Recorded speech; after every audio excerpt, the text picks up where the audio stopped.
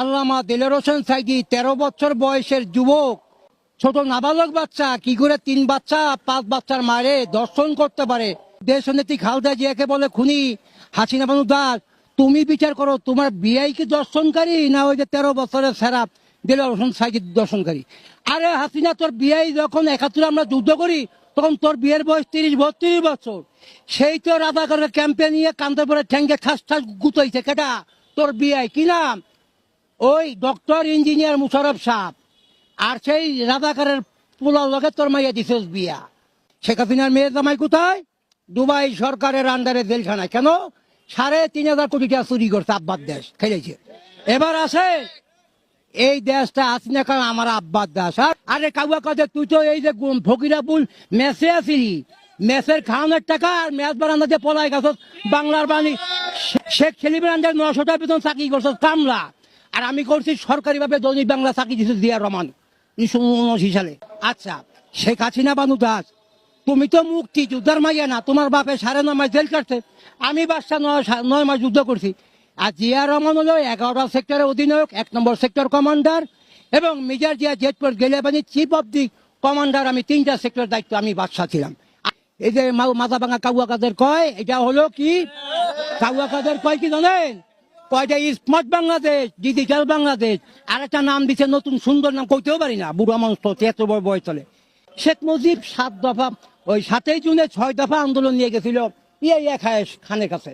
যে বললো, নেতা আমি তো আপনারই লোক भी है। কি বাত है? শেখ মুজিব को बोलो बोलो। हम बोले गया আমি তো 2টা সেকশন করে নিয়েছি 1,70,000 কি লোক। একটা হলো যুক্তফ্রন্ট, একটা হলো যুবফ্রন্ট।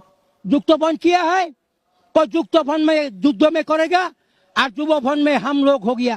তো যুবফ্রন্টের নেতা বললো ভাগ্না শেখ মুজিব, আর যুক্তফ্রন্টের নেতা হলো শেখ মুজিব। 1963 সালে বিশ্বাস নয় 7 দিনের মন্ত্রী ছিল শেখ মুজিব। পাকিস্তানের গভর্নমেন্টের পার্লামেন্টের এমপি সই স্বাক্ষর আছে শেখ কর। এই খবর কইলেকে খন্দকার মুস্তাক, যে খন্দকার মুস্তাক শেখ মুজিবের আশ্রয়দাতা। 1943 সালে শেখ মুজিব আর যখন ওই যে আপনার ফুলবাড়িয়া রেল স্টেশনের সিটে বইয়াছিল, কেউ চিনে না, তো এই কয় ওই খন্দকার মুস্তাক কাবে ওই মানদার বাড়ি ঢাকায় মানুষ তো বাড়ি কই ভাইরাতপুর কিনলে যাইছো এই নেই মরবার লেগা।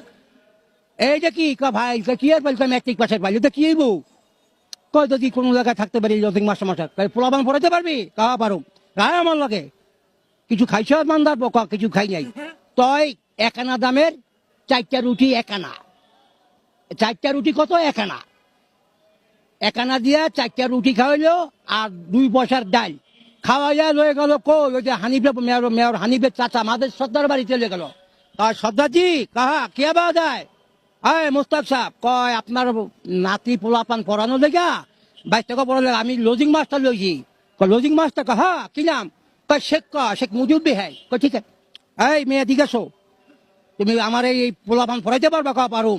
পেটে ব্যথায় খাইবা আর ঘুমাইবা না। এই সিঁড়িঘরটা দেখাই দে। সিঁড়িঘর মাত্র সদাবাড়ি সিঁড়িঘরের মধ্যে থাকবো আর পেটে তো লজিং মাস্টার খাওয়াইতো।